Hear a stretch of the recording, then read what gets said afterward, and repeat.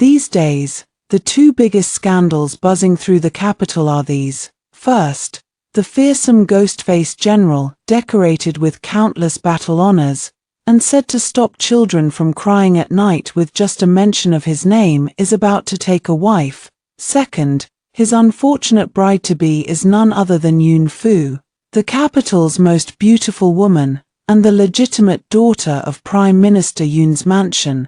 When the news broke, it sent shockwaves through the entire city. Who didn't know that Miss Yun Fu and Lord Rongzhon, the young Marquis of the Northern Pacification Marquis's mansion, had grown up together as childhood sweethearts, their betrothal already settled? How did an imperial edict suddenly change the bride, and the mastermind behind all this?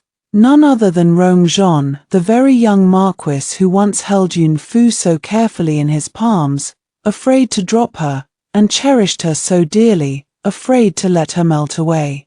He traded his illustrious military achievements for a single imperial decree: bestow Yun Fu's hand in marriage upon the ghost-faced general. Yun Fu was in the middle of painting a scroll when she heard the news.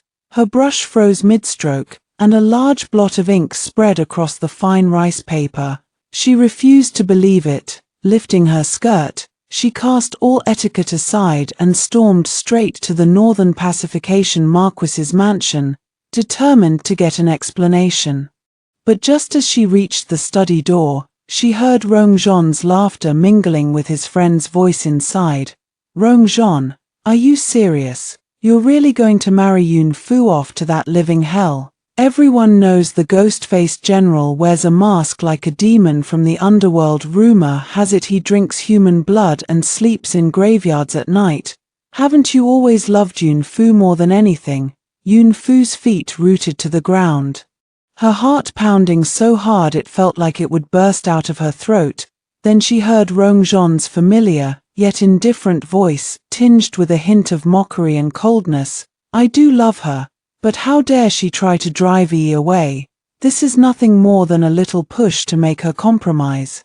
The moment she backs down and agrees to let Yi stay in my mansion permanently, I'll go straight to the emperor and beg him to revoke the edict. His friend clicked his tongue in disapproval. Aren't you afraid Yun Fu will be so angry she'll never speak to you again? Rongzhon let out a low chuckle, his tone full of unshakable confidence. She won't. We've been together for over a decade. She can't live without me, and I can't live without her. But she has such a spoiled temper, always picking on Yi. This is a good chance to teach her a lesson, so she doesn't bully Yi even more relentlessly once she marries into the mansion. Yi is such a gentle, soft-spoken girl. She just swallows her grievances silently, unlike Yun Fu, spoiled rotten, can't stand the slightest bit of discomfort. Standing outside the door, Yun Fu felt every drop of blood in her body turn to ice, a bone-deep chill seeping into every fiber of her being. So that's how it is. She clung to the cold wooden corridor pillar to steady herself, her vision swimming with black spots. All the little details she'd deliberately ignored came flooding back into her mind, overwhelming her. She and Rongzhon had grown up side by side, innocent and inseparable since childhood, from the days they stumbled around learning to walk, to their teenage years, and finally to her coming-of-age ceremony when he'd blushed and pressed an engagement jade pendant into her hand, vowing, Afu, I will never marry anyone but you. Everyone in the capital knew that the young Marquis loved the Yun family's young lady more than life itself, for her sake. He'd turned down the advances of every noble maiden, refused to keep any maids in his mansion, and constantly rambled on about our Afu, eager to shower her with all the finest things in the world. But everything had changed half a year ago. Half a year ago, Rongzhon had brought home a delicate, pitiful-looking woman named Liu Yi. He'd said she was the daughter of his wet nurse, who'd taken great care of him when he was a child. Now that his wet nurse had passed away, Liu Yi was all alone in the world, begging for his protection. Although Yun Fu had felt a twinge of unease, she dismissed it, thinking he was just a man of honor and loyalty. She'd even gone out of her way to arrange a comfortable place for Liu Yi to stay, but beneath her fragile exterior, Liu Yi had been sowing seeds of discord between her and Rong Zhon at every turn. She'd accidentally smashed the jade bracelet Rong Zhon had given Yun Fu. Inadvertently let slip that Rong Zhon had accompanied her on a boat ride to admire the flowers, and even deliberately tripped and fallen, falsely accusing Yun Fu of pushing her. Yun Fu had a straightforward temperament. She'd finally reached her breaking point, tired of watching Liu Yi flit around causing trouble. She'd privately bought an elegant villa outside the city, intending to ask Liu Yi to move there, and had promised to ensure she lived a life of comfort and security for the rest of her days. But Liu Yi had immediately run to Rong Zhon, crying her eyes out, claiming that Yun Fu couldn't tolerate her and was trying to drive her out or even kill her. Rong Zhon had flown into a rage on the spot, refusing to listen to any of Yun Fu's explanations, and had stormed out of the house, slamming the door behind him. And then came this sudden imperial edict of marriage. She'd originally been unable to fathom why Rong Zhon, who had once loved her so deeply, would be so cruel as to throw her into the rumored living hell of a marriage. Now, she understood, it was all for Liu Yi, to force her to compromise, to avenge his precious Yi, to make sure she never dared to bully Liu Yi again.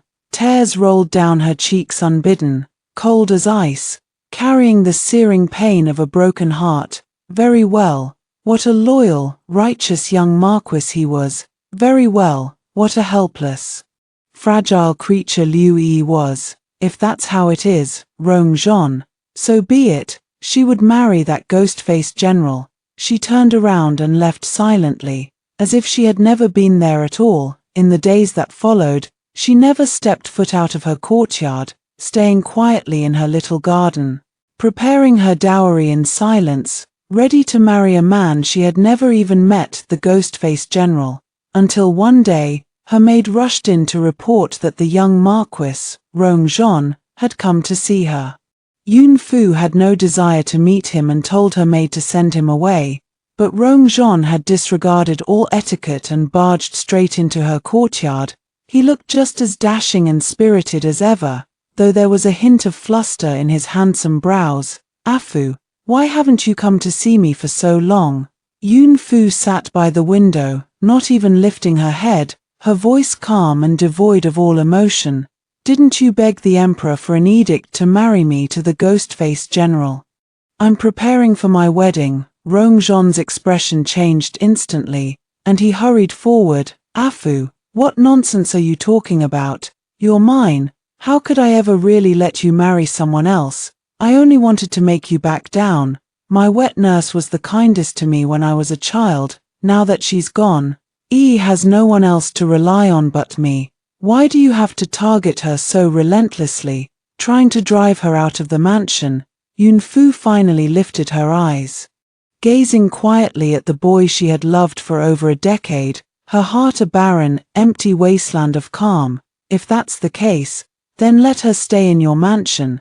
She can stay as long as she likes. I have no objections." At her words, joy lit up Rong Zhon's face instantly. "You agree? That's all I wanted to hear. I'll go to the emperor right away and beg him to revoke the edict." He turned around, ready to leave, but Yun Fu gently tugged on the sleeve of his robe. "No need," she said. What she meant was, no need to revoke the edict. She would marry the general. But Rong Zhon had completely misunderstood. The tension in his shoulders melted away, and a look of triumphant, doting amusement crossed his face. He reached out and playfully flicked her nose. "No wonder you've been so quiet these past few days. You were so scared that you secretly went to beg the emperor to take back the edict, weren't you, silly Afu? I told you it was just a quarrel. I would never really let you marry someone else. It's good that you've finally come around." Watching him stand there, so confident, so convinced that he had everything under control, Yun Fu felt her throat tighten. As if something was stuck there, she remained silent, choosing not to explain a single word. But he was in an excellent mood. taking her hand in his. "Come on, I heard the flower market in the west of the city has some rare new varieties. I'll take you to see them, to make up for upsetting you." Yun Fu couldn't pull her hand free, and was half forced to go out with him. The flower market was the busiest and most prosperous in the capital, teeming with crowds of people, and by some cruel twist of fate, they ran into none other than Liu Yi there. When Liu Yi saw them, she wore a look of perfectly timed surprise and shyness. "Brother Rongzhon, Sister Yun Fu, what a coincidence." Her gaze fell on the mist flower bouquet Yun Fu had just picked out, and her eyes dimmed instantly. She forced a smile. "I heard Brother Rongzhon liked mist flowers, so I thought I'd pick some to put in the Marquis's mansion. But now I see it's because Sister Yun Fu likes them that Brother Rongzhon does. Your bond is truly as touching as everyone in the capital says it is. I've been such a bother these past few months. Once you two are married, I'll leave." Rongzhon cut her off sharply, his tone full of pity. "Don't talk nonsense. Afu has already agreed to let you stay permanently. The Marquis's mansion will always be your home, you don't have to leave." But Liu Yi only hung her head and began to sob, as if she had suffered an unspeakable injustice. Rongzhon rushed to comfort her with soft, gentle words. Watching the scene unfold before her eyes, Yun Fu found it utterly unbearable to look at. She turned around, ready to leave, but the sky suddenly opened up, pouring down with a torrential rain. The three of them had no choice but to take shelter in a nearby restaurant. Inside the restaurant, Rongzhon was still as attentive to Yun Fu as ever, afraid she'd caught cold from the rain. He took off his outer robe, intending to drape it over her shoulders. But he didn't forget about Liu Yi either, telling a servant to bring her a clean cloth to dry herself off. Watching the care that had once been reserved solely for her now split in half. Yun Fu felt a bitter sense of irony wash over her. Rongzhon ordered the waiter to bring several bowls of hot ginger soup to ward off the cold. Soon enough, the waiter arrived, carrying a tray of steaming hot ginger soup. But perhaps the floor was slippery from the rain. His foot slipped, and the tray in his hands flew out of his grasp, hurtling straight toward the small charcoal brazier burning between Yun Fu and Liu Yi. In the blink of an eye, Rongzhon's face paled with terror. Acting purely on instinct, he lunged forward, straight for Liu Yi. He pulled her tightly into his arms, using his own back to shield her from the flying sparks and scalding hot ginger soup. Meanwhile, Yun Fu, who was closer to him than Liu Yi, was hit head-on by the toppling charcoal brazier. "Ah!" Yun Fu screamed in agony.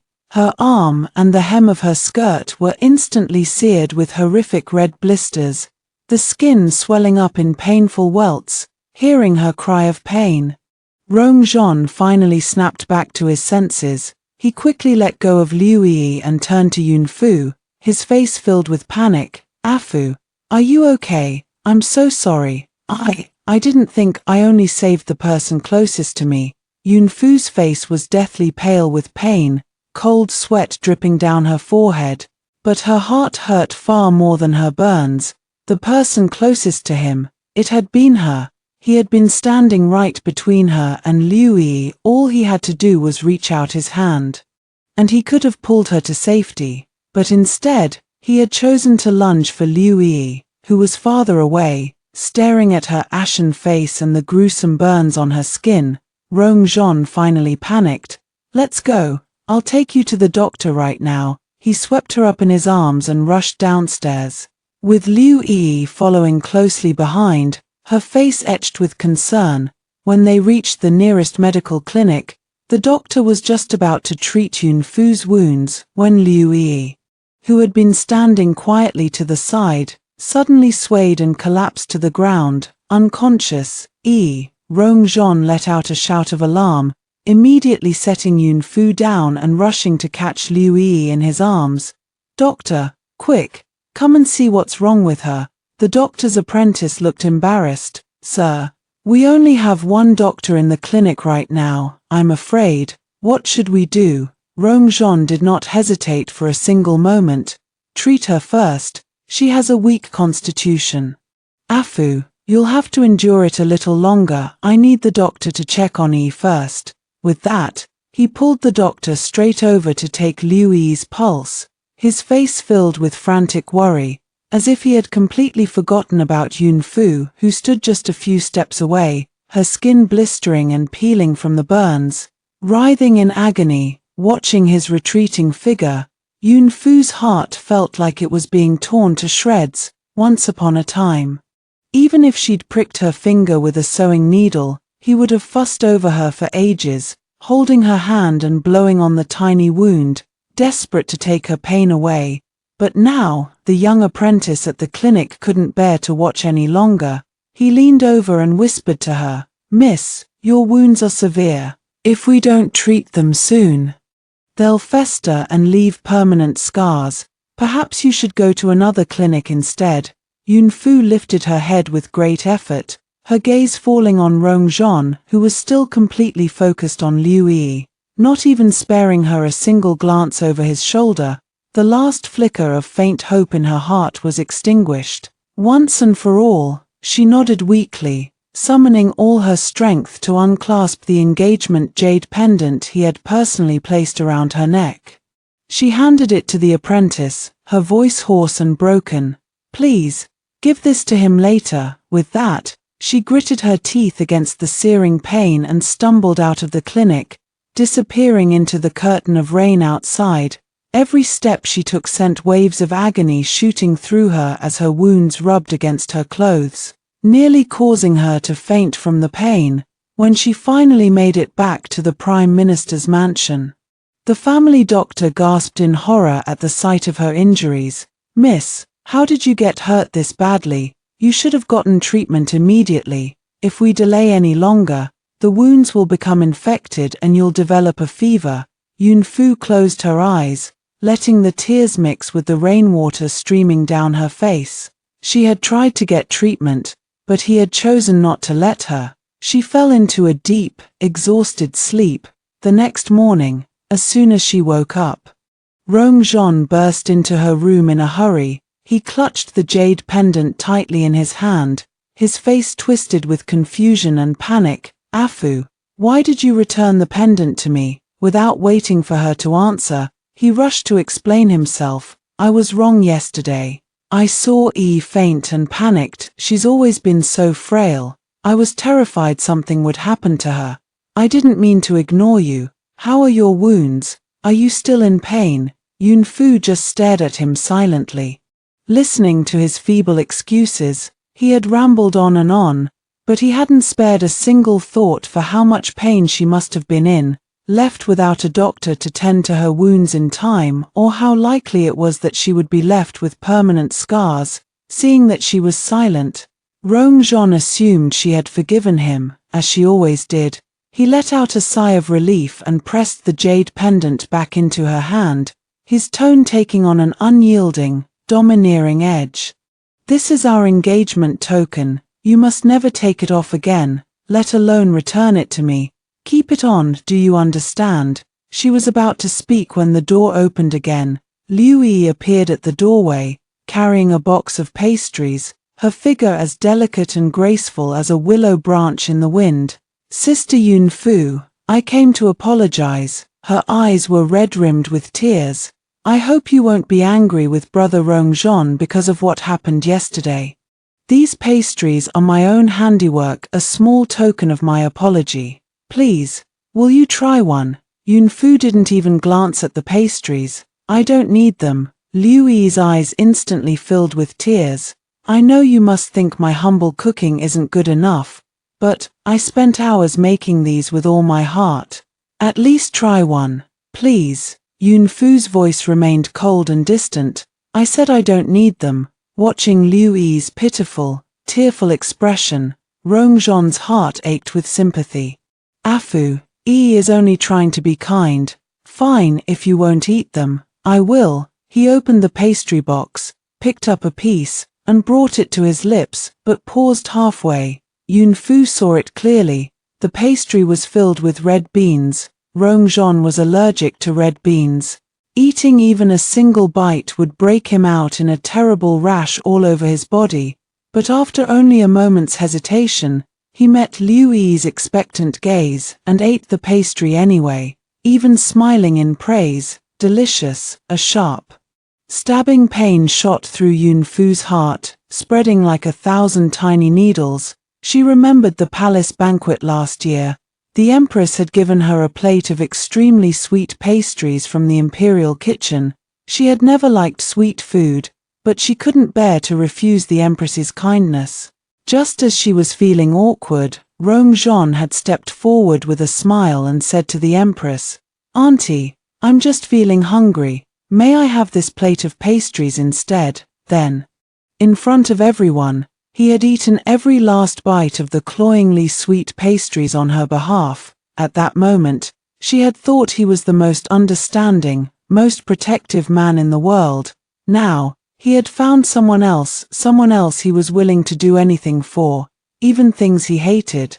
After finishing the pastry, Rongzhon left with Liu Yi, pausing only to say to Yun Fu, "Afu, rest well. I'll come pick you up tomorrow, and we'll go out to enjoy the spring scenery." The next day, Rongzhon arrived as promised, with Liu Yi still trailing closely beside him.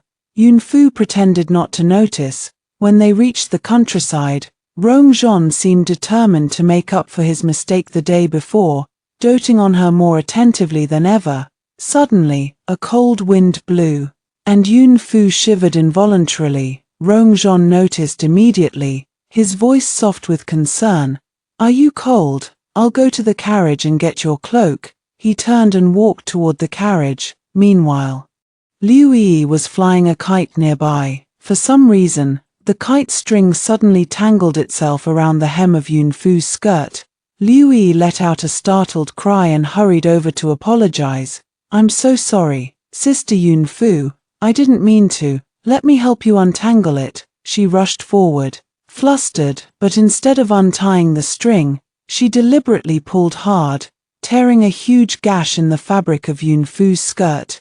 Yun Fu's fair calves and skin were exposed to the eyes of everyone around them. A crowd of young lords and ladies gathered around, pointing and whispering, their gazes filled with shock and amusement. Yun Fu was overcome with shock, anger, and humiliation. "Liu Yi, get away from me." But Liu Yi feigned concern, trying to cover her up while secretly tugging at the skirt even harder. "Don't panic, sister. I'll fix it right away." Yun Fu's anger boiled over. She swung her hand and pushed Liu Yi away forcefully. "I said get away from me." Her strength was greater than she realized. Liu Yi let out a shrill scream and stumbled backward, falling with a splash into the pond nearby.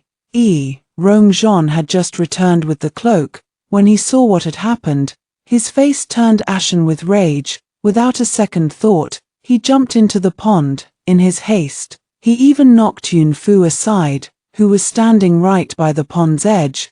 Yun Fu stumbled and fell hard to the ground, her palms scraping against the sharp stones. Blood streaming down her hands, the pain was so intense that her vision blurred. As more and more people gathered around, she couldn't bear to stay there, half-dressed and humiliated. She gritted her teeth against the pain and scrambled to her feet, rushing back to the carriage to change into a spare set of clothes.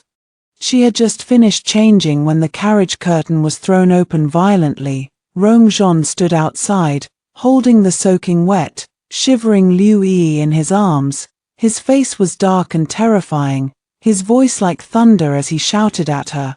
"Afu, why did you push Yi into the pond? You know how weak she is. The water is freezing. Were you trying to kill her?" Yun Fu stared at Liu Yi in his arms, who looked fragile and helpless on the surface, but whose eyes glinted with a hint of triumph, and her heart was wrenched with unspeakable pain. "You only saw me push her into the water. Did you not see what she did to me first?" Rongzhon's brows furrowed deeply, his tone dripping with distrust. "What could she possibly do to you? She's just a weak woman. You've always been spoiled and arrogant, picking on her at every turn. I've seen it with my own eyes, and now I'm right here, and you still refuse to stop." apologize to Yi at once. Watching him defend Liu Yi so fiercely, Yun Fu felt a bone-deep coldness spread through her body. Apologize? Never. She pushed past him, desperate to escape this suffocating place. Rongzhon reached out to grab her, but suddenly, chaos erupted. A group of masked bandits charged out of the forest, hacking at anyone in their path and looting everything in sight. The scene descended into utter pandemonium in an instant. Help! Someone help us! Rongzhon's face paled with alarm. He quickly pushed Yun Fu and Liu Yi into the carriage. Hide inside, don't come out. Then he drew his sword and charged into the fray. Yun Fu and Liu Yi huddled together inside the carriage, listening to the clashing of swords and the screams of terror outside. But Liu Yi, apparently terrified out of her wits, suddenly threw open the carriage curtain and screamed at the top of her lungs, "Brother Rongzhon, help me, please help me." Her cry immediately drew the bandits' attention. When several bandits spotted the two beautiful young women inside the carriage, their eyes lit up with lecherous greed. They grinned maliciously and charged toward them. "Pretty ladies, come out and play with us." Liu Yi screamed hysterically in fear. Rongzhon was trapped in a fight with several bandits, unable to break free. When he saw what was happening, his eyes were filled with rage and despair. One bandit reached out to grab Liu Yi, another lunged for Yun Fu. In that split second of life and death, Rongzhon finally managed to shake off his attackers, but he could only save one of them. His gaze darted frantically between the terrified Liu Yi and the pale, trembling Yun Fu, his eyes filled with agonizing indecision. Finally, he gritted his teeth and made his choice, swinging his sword to slash at the bandit who was grabbing Liu Yi, and Yun Fu was roughly seized by the other bandit, thrown onto a horse, and galloped away into the dense forest.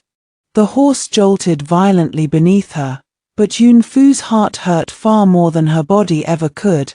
In the last moment before she was taken away, she had seen clearly the hesitation in Rongzhon's eyes and his final choice. He had chosen Liu Yi again. Yun Fu was dragged roughly back to the bandits' mountain stronghold and thrown onto the cold, hard ground. The bandit leader stared at her stunning face, still beautiful even in her disheveled state, and his eyes glinted with lust. "What a fine-looking beauty, perfect to be my wife and mistress of this mountain." Yun Fu forced down her fear and the pain racking her body, gritting her teeth and snarling, "Never! I would rather die than submit to you."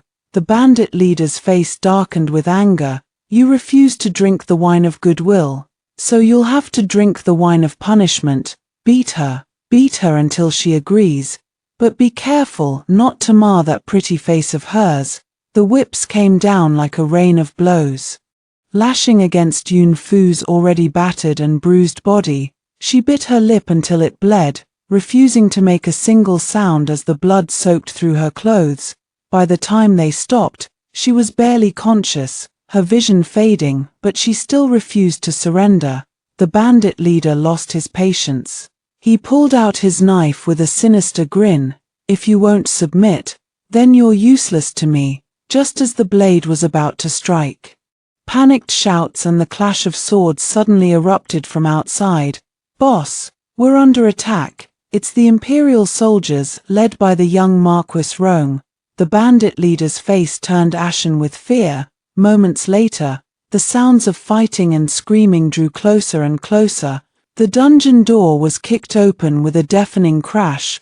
Backlit by the sunlight, a tall, anxious figure charged inside. It was Rongzhon. When he saw Yun Fu lying on the ground, covered in blood and barely recognizable, his pupils constricted violently, and his eyes instantly blazed with towering rage and heart-wrenching pain. "Afu!" He rushed over and lifted her gently in his arms, his voice trembling uncontrollably. "I'm sorry. I'm so sorry I'm late. How are you? Don't be afraid, I'm here now." Yun Fu forced her eyes open with great effort. When she saw it was him, her lips moved, but not a single sound escaped her throat, only silent tears streamed down her cheeks. Rongzhon wrapped her tightly in his cloak, lifted her bridal style, and his voice dropped to an icy, murderous snarl. Not one of these vermin will be left alive. Tear them all to pieces. He held Yunfu in his arms and galloped back to the capital at breakneck speed. Along the way, many passers-by caught glimpses of the blood seeping through the cloak and Yunfu's deathly pale profile. They pointed and whispered among themselves. Rongzhon roared at them, his voice like thunder, "Dare to look again, and I'll gouge out your eyes." He carried Yunfu back to the Prime Minister's mansion, laid her gently on the bed, and took her hand in his, repeating his explanations and apologies over and over again. "Afu, it was a life-or-death situation. I had to save Yi first, she was closest to the bandits. I never thought you'd be taken away alone. As soon as I found Yi, I immediately mobilized my troops to rescue you. Don't scare me like this. Please say something." Yunfu kept her eyes closed, her heart as cold and lifeless as ash. She remembered how, once upon a time, even if she'd accidentally cut her finger, he would have panicked, personally applied medicine to her wound, and comforted her for ages. But now, she was covered in injuries, having barely escaped death, and all he could do was offer excuses after the fact. She didn't want to say a single word. Watching her silently shed tears, Rongzhon's heart felt like it was being squeezed in a vice. He pulled her trembling into his arms and whispered softly, "Don't be afraid, I'm here. Don't say anything if you don't want to. Just sleep well, I'll never leave your side." Perhaps it was the overwhelming exhaustion and pain, but Yunfu actually cried herself to sleep in his arms when she woke up again. The sky outside the window had darkened, and only her personal maid was standing guard by her bed. "Miss, you're awake." The maid hurried forward. "Where is he?" Yunfu's voice was hoarse beyond recognition. The maid's eyes flickered with hesitation. Then she whispered, "The young Marquis stayed by your side for a while." Later, a maid from Miss Liu's courtyard came rushing over, saying Miss Liu had been terrified out of her wits, suffering from palpitations and crying uncontrollably. So the young Marquis, he went to her. A fresh wave of stabbing pain pierced Yunfu's heart, spreading like 1,000 tiny needles. Just then, another maid burst into the room in a panic. "Miss, it's terrible. Now the entire capital is talking, saying that you were captured by bandits and lost your virtue." Yunfu closed her eyes tiredly, feeling too drained even to be angry. "Investigate," she said, her voice faint but cold as ice. "Find out where these rumors originated, soon." The maid returned to report, her face ashen with anger. "Miss, we found out. The source, it came from Miss Liu's courtyard. Her personal maid went to the taverns and spread the rumors herself." Yunfu took a deep breath, her heart turning to solid iron. "Report it to the authorities," she said, her voice sharp and clear. "Charge her with defamation and slander, for damaging my reputation. Let the officials arrest her." She was truly exhausted, after giving the order. She drifted off to sleep once more. The next day, just as she had regained a little strength, Rongzhon burst into her room in a furious rage. "Afu, why did you report Yi to the authorities?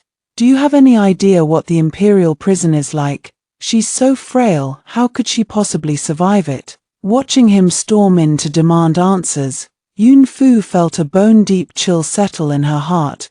"Because she spread malicious rumors and destroyed my reputation. That's impossible." Rongzhon retorted without a moment's hesitation. "Yi is such a kind-hearted girl. After you were taken away, she cried her eyes out every day, and even went to the temple to pray for your safe return. How could she ever do something like this? Afu, I know you resent me for saving her last time. If you want to take your anger out on someone, take it out on me. Don't make things difficult for a helpless young woman." "Helpless young woman," Yunfu almost laughed out loud. "The authorities will judge fairly. If she is innocent, She will be released unharmed. She won't last that long. The imperial prison is cold and damp. She'll fall gravely ill. Rongzhon's voice was urgent with panic. He stepped forward and dragged her roughly out of bed. You're coming with me to the Court of Judicial Review right now. You will tell them it was a false accusation. Withdraw the charges at once. Yun Fu stared at him in disbelief. Rongzhon, have you lost your mind? I'm not crazy. I can't let Yi suffer. Rongzhon's eyes were dark and menacing. When he saw her struggling and refusing to comply, he suddenly pulled something out of his sleeve. It was an ancient jade hairpin, the only remaining memento of Yun Fu's late mother. Years ago, when Rongzhon had given her the engagement jade pendant, she had presented him with this most cherished heirloom in return, as a token of her deepest affection. Now, it had become a tool for him to threaten her. If you refuse to go, Rongzhon's voice was cold and devoid of any warmth, you will never see this hairpin again. Yun Fu stared at the jade hairpin, her heart aching so badly she could barely breathe, and tears poured forth in a flood. She looked at the young man before her, once so familiar, now a complete stranger, and felt a pain so intense it was almost unbearable. Very well, I'll go, she said, her voice shattered into 1,000 pieces, but you must return the hairpin to me first. I never should have given it to you in the first place. Rongzhon seemed taken aback by how readily she agreed. He hesitated for a moment, then handed the hairpin back to her, a flicker of unease stirring inexplicably in his heart, but he quickly brushed it aside, reassuring himself that she only wanted the hairpin back because she was angry at his threat, nothing more. When they arrived at the Court of Judicial Review, the Chief Justice informed them that the evidence against Liu Yi was conclusive, and she had already been found guilty in the preliminary hearing.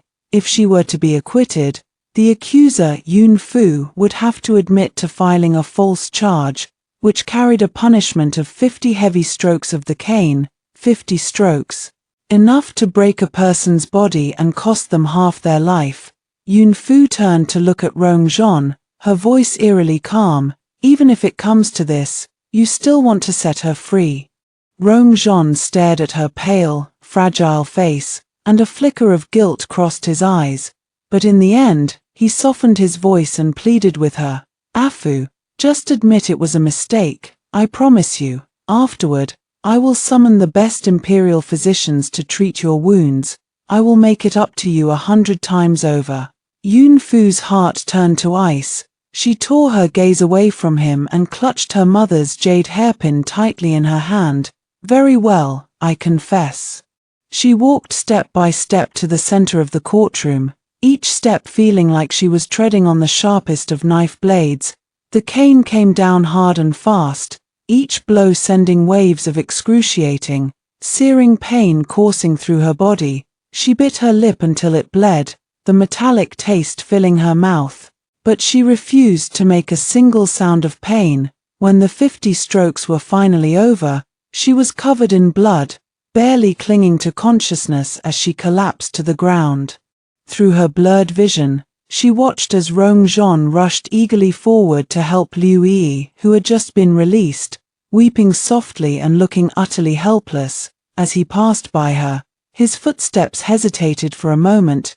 He looked down at her horrifically injured form, and his eyes filled with unmistakable pain and remorse. Brother Rongzhon, I'm in so much pain. Liu Yi nestled into his arms, whimpering softly. Rongzhon immediately tore his gaze away from Yun Fu. No longer sparing her a second glance, he lifted Liu Yi in his arms and hurried away, watching their retreating figures, walking side by side. Yun Fu suddenly let out a low, bitter laugh. She laughed until tears streamed down her face, and finally, she fainted from the overwhelming agony. When she woke up again, she was back in her own bedroom. Rongzhon was sitting by her side, his face etched with deep guilt. Precious medicinal herbs and silken fabrics flowed into her room like water. As he tried to make amends, he stayed by her side almost every waking moment, doing his best to care for her. But Yun Fu just stared numbly at the canopy above her bed, refusing to utter a single word to him. Rong Zhon, sensing his own guilt, grew even more gentle and attentive with her.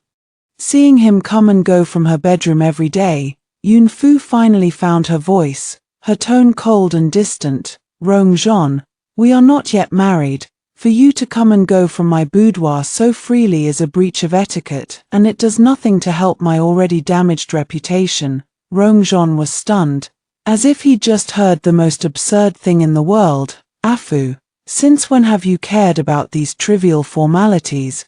We've been inseparable since childhood.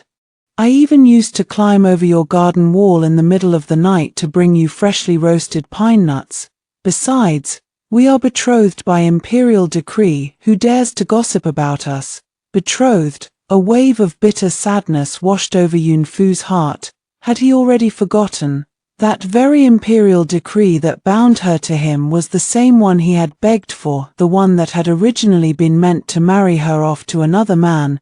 She fell silent once more. Just then, a maid from Liu Yi's courtyard came rushing in, flustered. Young Marquis, it's an emergency. Miss Liu accidentally twisted her ankle. She's in terrible pain and has been crying your name non-stop. Rong Zhon's brows furrowed with concern.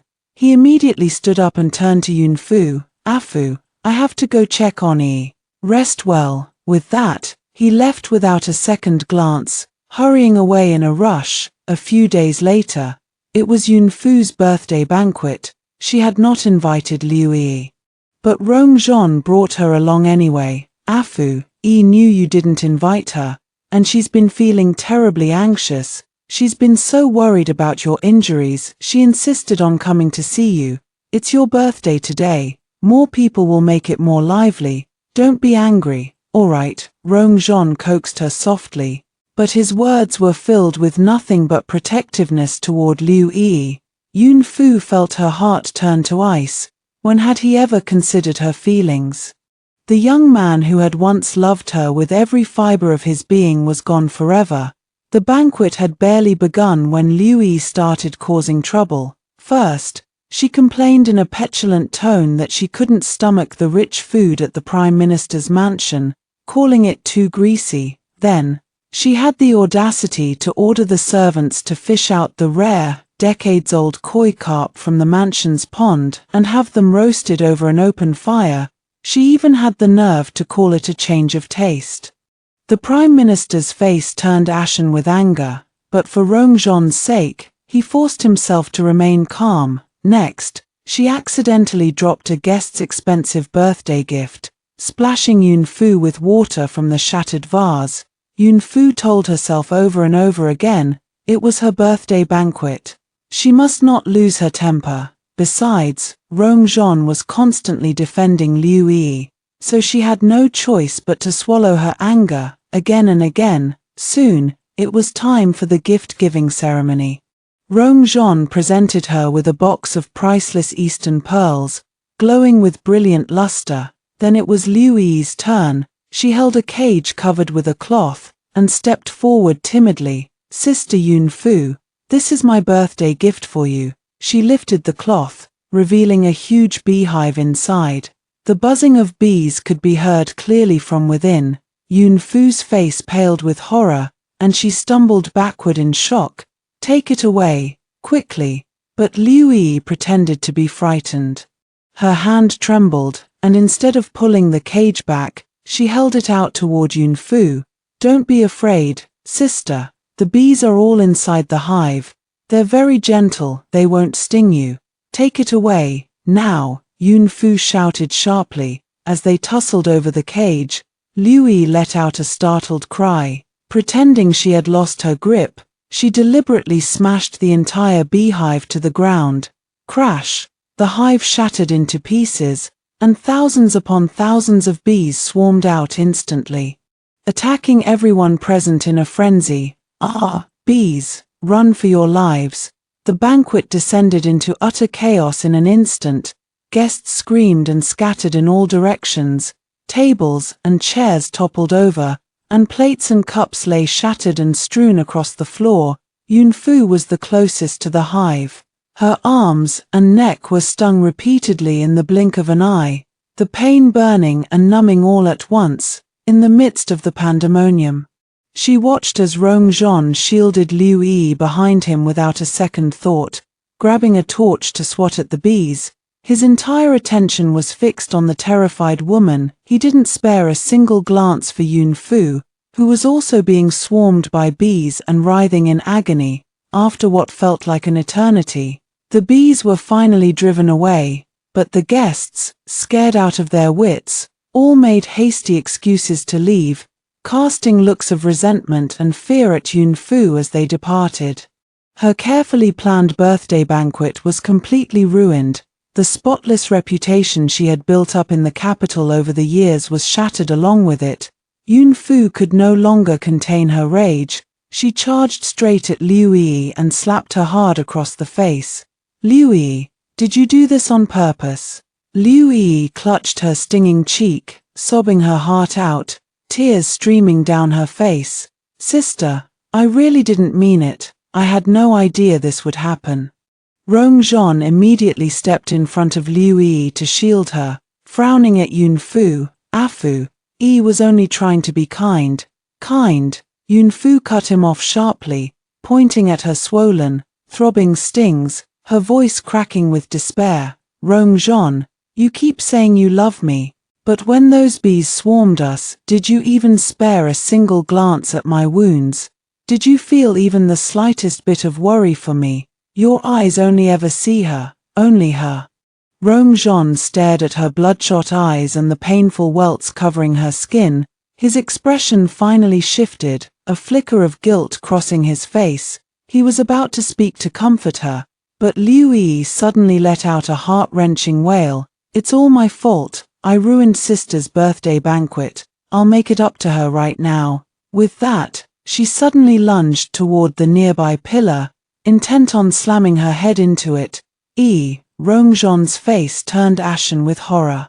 He lunged forward and caught the fainting Liu Yi in his arms, then glared at Yun Fu with icy rage. "Yun Fu, are you satisfied now? Look what you've done to her. Why do you have to drive her to her death?" He didn't spare another glance at Yun Fu's deathly pale face. He lifted Liu Yi bridal style and hurried out of the Prime Minister's mansion without a backward look. Watching their retreating figures, Yun Fu felt a bone-deep coldness seep into her bones. Her heart aching so fiercely it was almost numb. In the days that followed, Rongzhon didn't come to see her every day as he usually did. Yun Fu didn't care. She began to quietly prepare her dowry, ready to marry the ghost-faced general she had never even met. A few days later, a flower-viewing banquet was held in the palace, and Yun Fu had no choice but to attend. At the banquet, she saw Rongzhon and Liu Yi, whom he doted on meticulously, never leaving her side for a moment, but she only cast them a cold, fleeting glance, her eyes passing over them as if they were complete strangers. Watching her cold, distant demeanor, Rongzhon felt a sharp pang of unease in his chest. After the banquet, he took the initiative to stop Yun Fu. "Afu," he softened his tone, reaching out to take her hand. "You've been angry for 3 days now, isn't that enough? I'm not mad at you anymore. Stop being stubborn with me, okay?" Yun Fu dodged his hand, remaining silent, just like he used to do. Rongzhon pulled out an exquisite small box and handed it to her. "Look what I brought you. It's the South China Sea coral beads you love so much. I specially..." He never got to finish his sentence. A guard came rushing over in a panic. "Young Marquis, it's an emergency. Miss Liu." Miss Liu accidentally knocked over the glazed lamp offered to the Empress. The shards startled Her Majesty's carriage. "The Empress is furious. She's ordering Miss Liu to be arrested and interrogated for her crime." Rongzhon's face paled with shock. He immediately grabbed Yun Fu's hand and dragged her toward the imperial garden. There, Liu Yi was kneeling on the ground, trembling like a leaf. When she saw Yun Fu approaching, she seemed to see a lifeline. She pointed at Yun Fu and screamed, tears streaming down her face, "Your Majesty, please see the truth." It was It was Sister Yun Fu. She bumped into me just now. That's why I couldn't hold on to the glazed lamp. It's not my fault. Yun Fu was utterly stunned by her shamelessness. The Empress fixed her with a sharp, piercing gaze. Yun Fu, did this happen? Yun Fu remained calm. Your Majesty, I have been talking with the young Marquis this entire time. I never went near Miss Liu, let alone bumped into her. The young Marquis can vouch for me. All eyes turned to Rongzhon.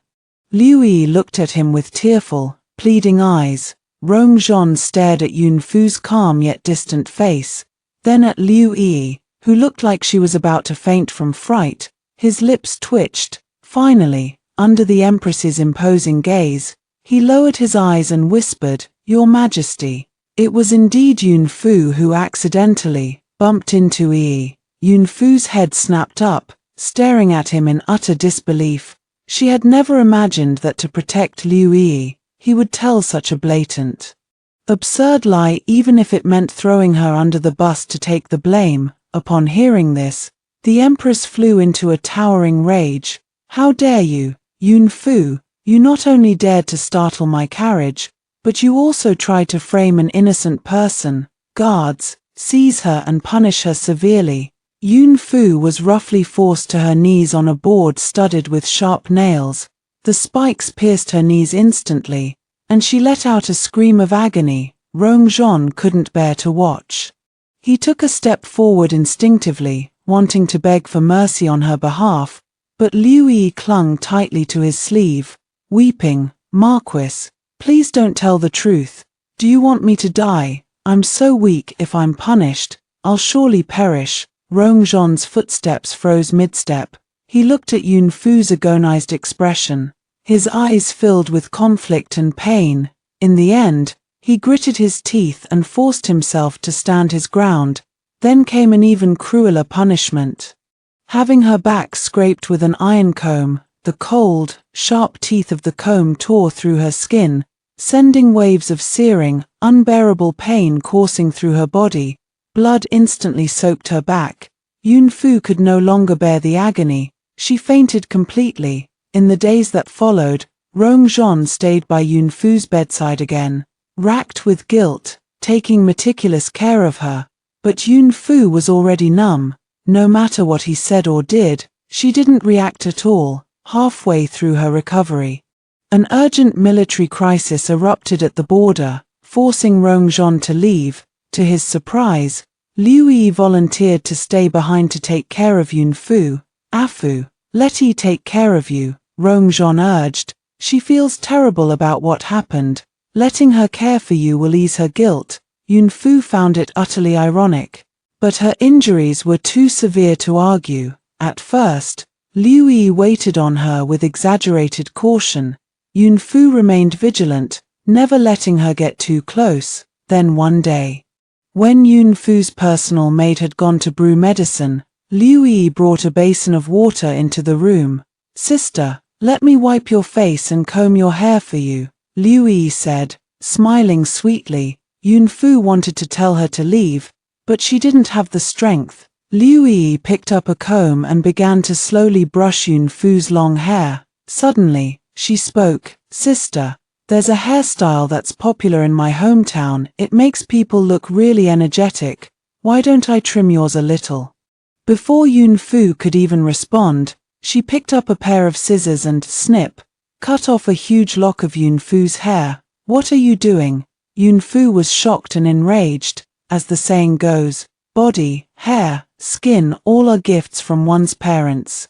Cutting a woman's hair was a great taboo in the imperial court, especially for a woman who was about to be married.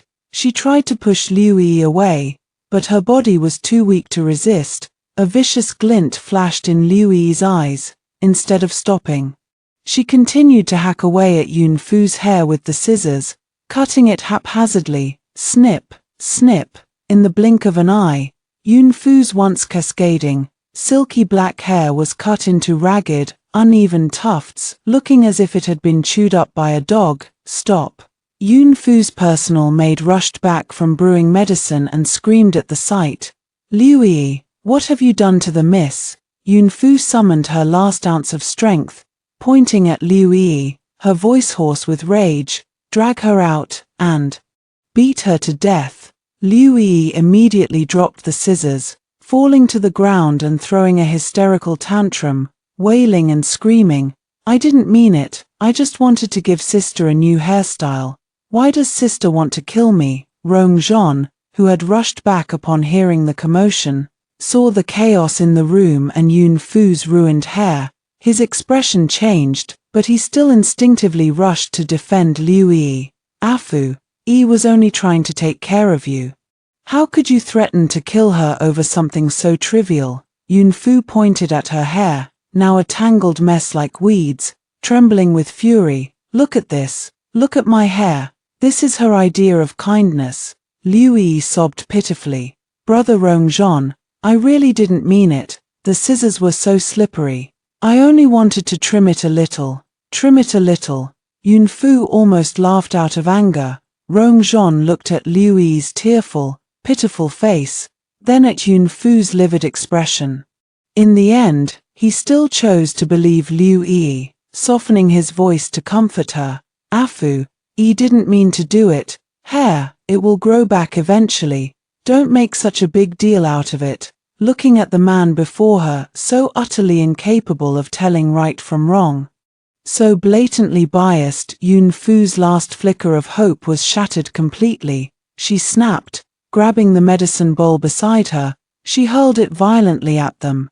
Get out of here right now. Rongzhon pulled the weeping Liu Yi out of the way, about to say something, but Yunfu slammed the door shut in his face, cutting them off completely. She leaned back against the door, slowly sliding down to the floor, hugging her mangled hair. She burst into heart-wrenching sobs, pouring out all her grievances and despair. No matter how frantically Rongzhon pounded on the door outside, she never opened it again. In the days that followed, Yunfu never stepped out of her room once. All the gifts Rongzhon sent were returned, untouched. Then, one day, Rongzhon came to see her again only to be turned away at the door once more. Helpless, he called out to her through the door. Afu, please open the door. Okay, tomorrow. I'm taking Yi to Jingshan Nunnery outside the city for a few days. She's been saying she's been feeling restless lately. I want to take her there to calm her mind. You stay home and rest well. When I come back, I'll bring you the plain, delicious Osmanthus cakes from the nunnery. Okay. Inside the room, there was no response. Rongzhon sighed heavily, finally turning to leave. 3 days later, it was the day of Yunfu's wedding. She put on her bright red wedding dress and covered her face with the red veil. Her mother hugged her, tears streaming down her face. Her father looked at her with a complicated expression, hesitating to speak. Yunfu, however, was surprisingly calm. She hugged her mother gently in return. Father, mother, take care of yourselves. Would you like me to help you craft a dramatic and cliff-hanging English ending for this chapter? To amp up the anticipation for Yunfu's wedding to the Ghostface General, she did not cry or make a fuss, nor did she show the slightest trace of reluctance. The wedding sedan swayed unsteadily, carrying her toward the mansion of the Ghostface General, the man rumored to be unspeakably terrifying. The general's mansion seemed to have no more than a handful of guests. The atmosphere was solemn, even a little desolate. The wedding rituals proceeded quickly. She was supported by attendants, moving mechanically as she bowed to heaven and earth. There were no elders present to receive her obeisance. When it came time for the bride and groom to bow to each other, through the red veil and its tassels, she could only make out the tall, upright silhouette of the man across from her and the cold, black iron mask covering most of his face. The mask's ferocious, fanged design sent the few guests into a stunned silence. Yunfu's heart skipped a beat, not out of fear, but something else entirely. All the rumors that had once scared children into silence flooded her mind. He drank human blood, slept in graveyards at night, and looked like a demon from hell.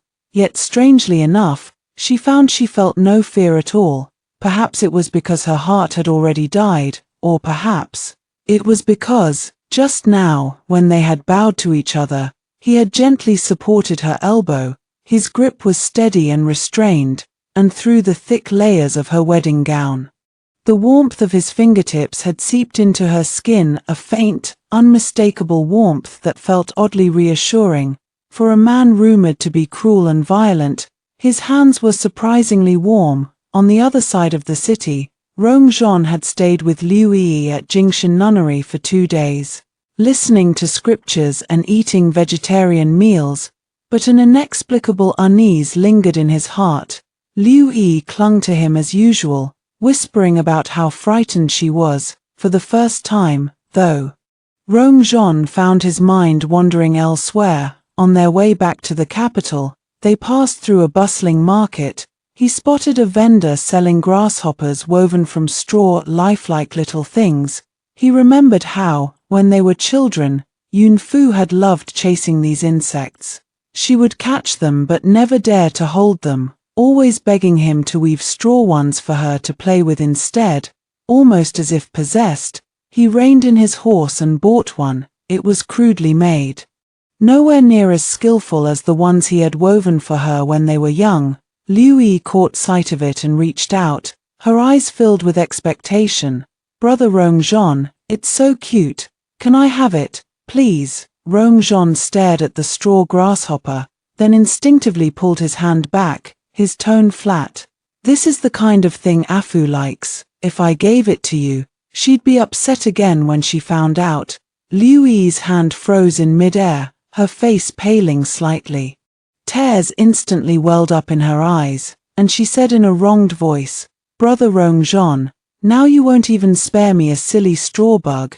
Looking at her tearful face, an inexplicable irritation stirred in Rongzhen's chest. For the first time, he did not rush to comfort her. Instead, he said, "I'm going to be married soon. I won't be able to stay by your side every minute of the day like before.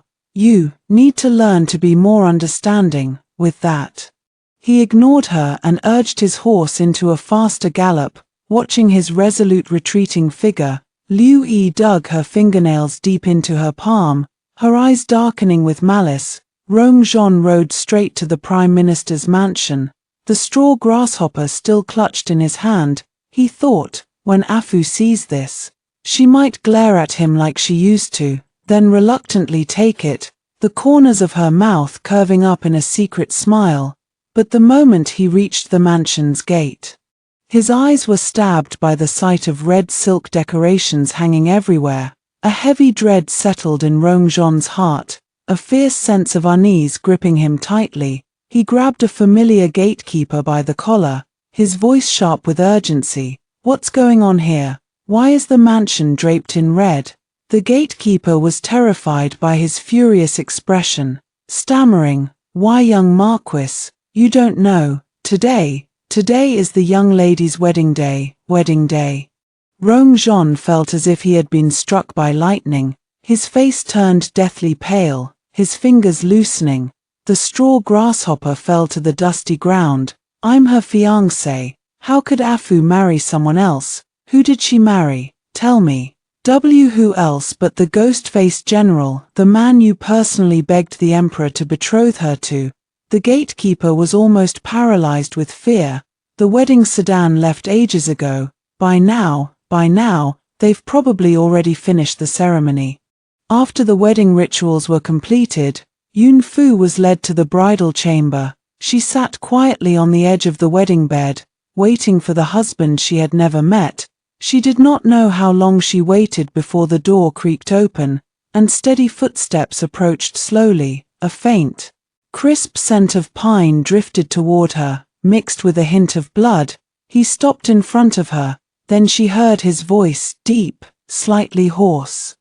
"Are you afraid?" Yunfu was stunned. She shook her head instinctively, then remembered he could not see her, and whispered, "No." "Oh." A faint note of amusement colored his tone. "The whole city says I'm bloodthirsty, hideously ugly, and that I drink human blood. You marry a man like me, and you're not afraid." Yun Fu clenched the fabric of her sleeves tightly. Perhaps it was the eerie calm of the moment that gave her courage, or perhaps it was simply that she had nothing left to lose. Her mind went blank, and the words tumbled out of her mouth before she could stop them. Then, when you eat people, could you drug me first to knock me out? I'm rather afraid of pain. The air fell silent instantly. Yun Fu wanted to bite off her own tongue. What nonsense was she spouting? Just as she was drowning in regret, she heard a low, quiet chuckle from above her head. I cannot, he replied solemnly, his slightly hoarse voice seeming to draw closer, carrying an indescribable sense of pressure and a hint of playful teasing. If I knock you out, how will you feel the pleasure of being devoured on our wedding night? Yun Fu froze for a moment, then her mind finally caught up to the double meaning of his word devour. Her cheeks burst into flames, the blush spreading all the way down her neck. Luckily, the red veil hid her embarrassment. This man, how could he say such things? He seemed able to picture her flustered state. For he said nothing more. Instead, he slowly reached out a hand, his long fingers well-defined, calloused from years of battle, and grasped the corner of her red veil. Yun Fu's heart jumped into her throat, just as the veil was about to be lifted. Reporting, General, a guard burst into the room in a panic. Dropping to one knee, it's an emergency. Marquis Rongzhon of the Northern Pacification Marquis's mansion has led a large contingent of his personal soldiers to storm the mansion. Armed with weapons, he's shouting that he's here to take the bride back by force. The guard's panicked shout shattered the delicate, intimate atmosphere of the bridal chamber. Red candles burned brightly, casting a festive glow over the room, but they also illuminated the distorted face of Rongzhon, who had barged in, his features twisted with anxiety, anger, and panic. His soldiers faced off against the general's stern guards in the courtyard. The cold glint of drawn swords replaced the joyous noise that should have filled the air. Beneath her veil, Yun Fu's fingers trembled violently. The faint softening in Yi Chen's demeanor, brought on by her silly remark about being afraid of pain, vanished in an instant, replaced by an icy, murderous coldness. The temperature in the bridal chamber seemed to drop several degrees in an instant. He did not even glance at the guard. His gaze, hidden behind the mask, seemed to penetrate the red veil and rest directly on Yun Fu's face. Are you afraid? He asked again, his voice deeper than before, carrying a cold, metallic edge. Yun Fu took a deep breath, forcing down the surge of fear in her heart, and shook her head. After everything that had happened, what more was there to be afraid of? She had already endured the worst possible pain, the death of her heart. Yi Chen let out a soft, non-committal hum, his emotion impossible to read. He turned around, the hem of his black wedding robe sweeping through the air in a sharp, cold arc. Keep the lady safe, he ordered, then strode out of the room without another word. The door slammed shut behind him, blocking out the chaos outside and temporarily blocking out the man she had once loved with all her heart and hated with equal passion. Yun Fu sat on the edge of the bed, listening to the faint clashing of swords, shouts, and the voice she knew so well it was etched into her soul, a voice now filled with uncontrollable rage and obsession, drifting in from outside. Yi Chen, hand Afu over to me. She is mine. What right do you have to marry her? Get out of my way, or I swear I'll raze this general's mansion to the ground. Her heart felt as if it were being squeezed by a cold hand, yet simultaneously scorched by fire. Rongzhon, he had come after all, in the most reckless, unyielding way possible. But what right did he have? He was the one who had thrown her into the fire pit, and now he was the one trying to take her back. Did he see her as nothing more than a toy, something he could give away at will, then snatch back whenever he pleased? Torches blazed brightly, illuminating the chaos in the courtyard. Rongzhon's personal soldiers clashed with Yi Chen's black-armored guards, and several men already lay fallen on the ground. Rongzhon stood in the center of the fray. Dressed in a crimson silk robe, his once handsome brows were now twisted into a ferocious scowl, his eyes bloodshot. He looked like a trapped beast, driven completely mad. His sword was stained with blood, its tip pointing straight ahead. Yi Chen stepped slowly out of the mansion, his black iron mask glinted with a cold, eerie light in the fire's glow, the fanged design seeming to come alive. He wore nothing but his wedding robe, no armor to protect him, and yet he exuded the overwhelming pressure of a 1,000-man army. Young Marquis Rong. His voice was not loud, yet it cut through all the noise like a blade of ice, sending a chill down everyone's spine. You storm my mansion armed with weapons and disrupt my wedding ceremony. Are you plotting treason? Treason?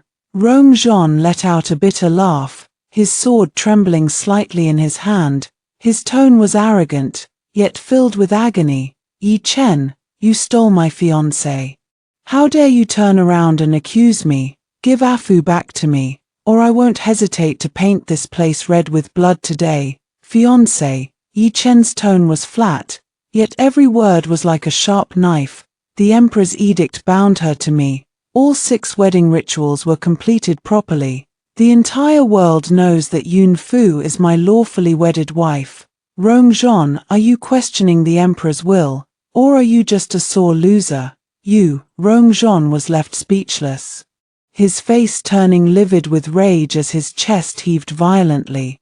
That was just a fit of anger. I didn't mean it. Afu loves me. We've loved each other for over a decade.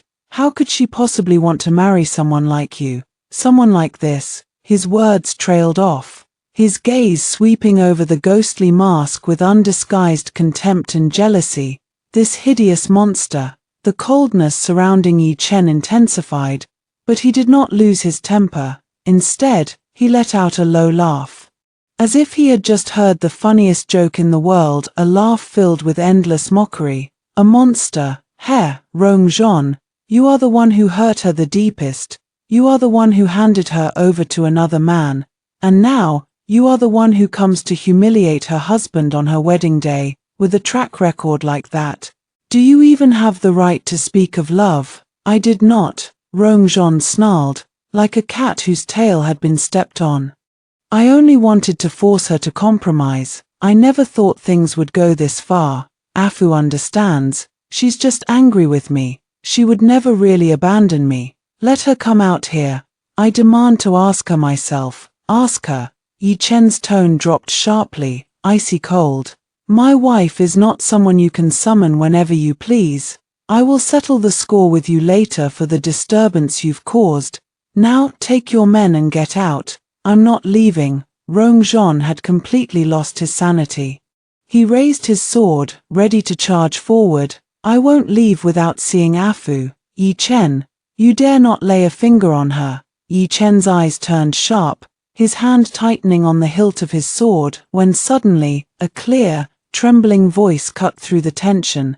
Enough. Everyone turned toward the sound. There stood Yun Fu, having lifted her own red veil at some point, standing on the veranda of the main hall, clad in her vibrant red wedding gown. Her face was as pale as snow, her black hair cascading like a cloud down her back. Her lips were painted the brightest shade of crimson. She looked breathtakingly beautiful, yet her aura was cold enough to chill the heart. She descended the steps slowly, her gaze fixed directly on Rongzhon, as if she did not see the glinting swords behind him, nor the madness and desperation in his eyes. Rongzhon, her voice was not loud, but it reached the ears of every single person present. Have you not made enough of a scene? When Rongzhon saw her, his eyes blazed with sudden, wild hope. He dropped his sword instantly and lunged forward. Afu, come back with me. It was all a misunderstanding. I'll fix everything. I'll beg the emperor to rescind the edict. We've loved each other for over a decade. Surely you haven't really abandoned me. Yun Fu looked at him, her eyes a desolate wasteland, devoid of any emotion. The emperor's edict has been issued, and all wedding rituals are complete. I am now the general's wife. Young Marquis Rong, please leave. It felt as if a thunderbolt had struck Rongzhon's mind, leaving it blank and ringing with a deafening roar. He stared at her, at those cold, unfeeling eyes, and for the first time, he felt like he was looking at a stranger. This was not his Afu. His Afu would never look at him like this. Never say such words. No, that was never my true intention, Rongzhon pleaded, reaching out to grab her hand. I only wanted to make you accept Yi. I never thought you'd actually marry him. Afu, I know I was wrong. Come back with me. I'll beg the emperor to take back his order right now. Yun Fu watched his outstretched hand, a flicker of disgust crossing her face. She stepped back sharply, avoiding his touch. Then, from her sleeve, she pulled out the warm, polished jade pendant, the engagement token she had cherished close to her heart for years. A glimmer of hope sparked in Rongzhon's eyes, only to be shattered as Yun Fu lifted the pendant high above her head, and without a second glance, smashed it violently against the ground. Crack! The crisp sound of breaking jade echoed sharply through the silent courtyard. The exquisite white mutton fat jade shattered into pieces, scattering across the cold stone floor. Our bond, Yun Fu's voice was cold and resolute, without a trace of a tremor, is like this jade, it is broken forever. Please leave at once, and do not disturb my wedding any further. The sound of the jade shattering seemed to break the last thread of Rongzhon's sanity. His eyes bulged with rage, and he let out a roar of agony, charging blindly toward Yun Fu. No, but he never even got close to her. Yi Chen moved like a phantom, appearing in front of Yun Fu in the blink of an eye. He did not even draw his sword, he merely raised his hand casually, clamping down on Rongzhon's wrist with a grip like iron. The force was so immense that Rongzhon froze instantly, a searing pain shooting up his wrist, cold sweat breaking out across his forehead. Young Marquis, Yi Chen's voice was colder than ever, his killing intent undisguised. My patience is not infinite. Take one more step, and I will not hesitate to forget that we serve the same emperor. Rongzhon struggled, but it was like a mayfly trying to shake a tree. Useless. He stared at Yun Fu, completely shielded behind Yi Chen's tall figure. She did not even glance at the shattered jade on the ground, nor did she look at him. Overwhelming despair and agony crashed over him like a tidal wave. In the end, under the cold gaze of the masked general, he was escorted out of the mansion by Yi Chen's black-armored guards, his back hunched, his figure utterly dejected, filled with nothing but unwillingness and pain. The heavy gates of the general's mansion slammed shut with a thud, cutting off all the noise and chaos from the outside world. Only then did Yi Chen release his grip. He turned to look at Yun Fu. Her face was still pale, but her eyes remained calm. He lowered his gaze, noticing her fingers, which were trembling slightly. Were you frightened? His tone had softened considerably from before. Yun Fu shook her head.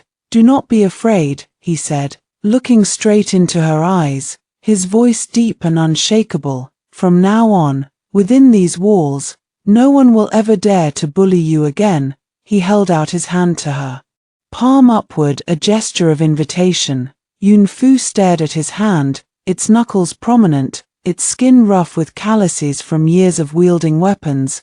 Then she lifted her eyes to his, hidden behind the cold iron mask. Slowly, she placed her hand in his. His palm was warm, enveloping her cold, slender fingers firmly, exuding a reassuring sense of strength. He led her by the hand, stepping back into the glow of the red candlelight. Inside the bridal chamber, the red candles still burned brightly, casting long shadows of the two of them on the wall.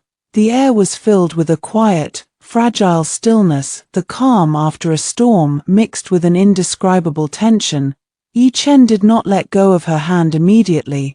His palm was warm and dry, the rough calluses on his fingers brushing gently against her skin. Through the layers of fabric, that warmth seeped into her, inexplicably chasing away some of the coldness in her heart. He said nothing, simply leading her to the table. He picked up the wine jug, filling 2 white jade nuptial cups with clear wine. The liquid shimmered, reflecting the dancing candle flames. He handed one of the cups to her. Yun Fu took it silently. Her fingers trembled slightly when they brushed against his. He raised his own cup, his gaze falling on her face through the ferocious mask, his voice deep and resonant. The wedding wine. Yun Fu lowered her eyes, lifting her cup as he had, their arms crossed, drawing them closer together. She could smell the faint, crisp scent of pine on him, mixed with a clean, fresh note of soap, nothing like the metallic tang of blood she had imagined a battlefield general would carry. The wine burned as it slid down her throat, leaving a hint of sweetness in its wake. She drank a little too quickly, coughing softly as she covered her mouth. His hand moved almost instinctively, his rough thumb brushing gently across her lips to wipe away a stray drop of wine. The gesture was a little stiff, even clumsy, like that of a man unused to such tenderness, but the touch was surprisingly warm, searing her skin. Both of them froze for a moment. He pulled his hand back quickly, his expression returning to its usual calm, his voice flat. "Slow down." There was no discernible emotion in his tone, yet it lacked the icy, murderous edge it had carried earlier. Yun Fu's cheeks flushed slightly. She whispered, "Thank you." Silence fell between them once more, but it was no longer the tense, unfamiliar silence of before. Having weathered the storm together, in this small, candlelit bridal chamber, a subtle, fragile connection seemed to be forming between them, silent and unspoken. He turned, taking a long sandalwood box from a nearby curio shelf, and placed it in front of her. "Open it," he said. Yun Fu hesitated for a moment, then lifted the lid. Nestled on a bed of red velvet lay a hairpin made entirely of translucent, glowing blood jade. The jade was warm to the touch, its carving exquisitely detailed, a rare and priceless treasure, a wedding gift. He said simply, "It was prepared in haste, not as precious as your mother's heirloom, but wear it for now." Yun Fu was stunned. How did he know about her mother's jade hairpin? The red candles crackled, casting their warm glow over this unusual pair of newlyweds. Yun Fu looked into his eyes, hidden behind the cold iron mask. For the first time, in those deep, unfathomable pools of darkness, she saw a faint glimmer of something that felt like peace. Yi Chen raised his hand, moving slowly as he unfastened the ferocious ghost mask. The candlelight flickered, revealing not the fanged, demonic face of the rumors, but an extremely handsome one. His sword-like eyebrows slanted sharply toward his temples, his eyes as deep and bright as cold stars. His nose was straight and high-bridged, his lips thin and well-defined. A faint scar ran from his left eyebrow down to his cheek, but instead of marring his features, it only added to his untamed, wild charm. A testament to the battles he had fought, his gaze was fixed intently on her face now, filled with a quiet scrutiny and a hint of nervousness, barely perceptible. The nervousness of a new husband. Yun Fu was truly taken aback for a moment, her breath catching in her throat. She lowered her eyelashes, avoiding his piercing gaze, and whispered, "General, you are nothing like the rumors say. The rumors claim I have a green face and fangs, that I drink human blood." A faint, almost imperceptible note of teasing colored his tone as he set the mask aside casually. "Can you rest easy now?" Yun Fu did not know how to answer, so she remained silent. The wedding wine was brought forth again. His hand was steady as he poured the wine, his knuckles firm and strong. As their arms crossed to drink, he drew close to her. Yun Fu could smell the faint, crisp pine scent on him, mixed with that clean, soapy freshness. Her mind was in turmoil, and she drank too quickly. Coughing softly as she covered her mouth, his hand moved almost instantly, his rough thumb brushing gently across her lips. The gesture was a little stiff, even clumsy, like that of a man unused to such softness, but the touch was surprisingly warm and searing. Both of them froze for a moment. He pulled his hand back quickly, his expression returning to normal, his voice flat. "Drink slowly." The atmosphere hung in a delicate, charged silence. The night grew late. He waved a hand, extinguishing most of the candles, leaving only one burning in the distance, casting a hazy, ambiguous glow over the room. His approach carried a powerful sense of pressure and dominance, mixed with the scent of wine and a unique, masculine aroma. When his lips descended on hers, the kiss was at first a little awkward and unsure, but it quickly deepened, becoming hungry and possessive, as if he was trying to confirm her existence this way, to leave his mark on her skin. Her wedding gown was cumbersome and intricate, but he undid it with infinite patience, yet even through the layers of luxurious fabric, the warmth of his fingertips burned her skin. She tensed up completely, her fingers cold as ice. When the first wave of pain hit, tears sprang to her eyes instantly. She pushed against his chest instinctively, her body trembling. He froze abruptly, halting all his movements. His breath was ragged as he pressed his forehead against hers, his voice hoarse and strained. "Does it hurt?" Instead of forcing her to continue, he lowered his head, kissing the tears from the corners of her eyes clumsily. His large hand patted her bare back gently, awkwardly, as if comforting a frightened little animal. "Relax," he whispered, his voice still gruff and lacking in tenderness, but it carried an unspoken promise of restraint. "Would you like me to help you polish the emotional nuances of this English version to make the tender, tentative connection between Yun Fu and Yi Chen feel even more vivid?" Once her ragged breathing had softened and her body had relaxed from its rigid tension, he resumed, his movements slowing significantly, tentative, careful, and restrained. Yet the searing heat and raw power beneath still sent tremors rippling through her, leaving her feeling helpless and disoriented. The red silk curtains swayed gently, blending the sounds of gasps and soft whimpers into the air. He held her tightly throughout, his arms locked around her like iron bands, as if he meant to crush her delicate frame and merge her completely into his very bones and blood. When it was over, Yun Fu was exhausted, drifting off to sleep almost instantly. In her dazed state, she felt herself being lifted gently. A warm cloth wiped tenderly and carefully over her sore body, his touch now utterly different from the earlier urgent possession.